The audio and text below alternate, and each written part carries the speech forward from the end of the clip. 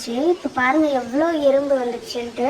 அந்த ஒரு எறும்பு வந்ததுனால அதோட செய்கையால் மொத்த எறும்பு கூட்டின்னு வந்துச்சு. அது உணவு பார்த்ததும் எவ்வளோ சந்தோஷமாக அது வந்து உணவு எடுக்குது பாருங்களேன். அது அவ்வளோ கஷ்டப்பட்டு போய் உணவை தேடுறதுக்கு நம்ம கொஞ்சமாக சர்க்கரை வச்சோம். அது வந்து அந்த இனிப்பை பார்த்தோன்னே அது எப்படி சேகரிக்குது பாருங்களேன். இதே மனுஷனாக இருந்தால் தான் மட்டும்தான் உயர்ந்து வரணும், நம்மளுக்கு கீழே இருக்கவங்களாம் கூட இருக்கவங்களாம் உயர்ந்து வரக்கூடாதுன்னு ஒரு எண்ணத்தில் இருப்போம். பேராசை அந்த மாதிரி எண்ணத்தில் இருப்பாங்க. ஆனால் எறும்புக்கு வந்து அந்த எண்ணமே கிடையாது பாருங்களேன். அது வந்து சேகரிக்கணும்னு பார்க்குறாங்க. உணவு கிடச்சிருச்சு, நம்ம எல்லாத்தையும் எடுத்துகிட்டு போயிட்டு சேர்த்து வைக்கணும் அப்படின்னு பார்க்குது பாருங்கள்.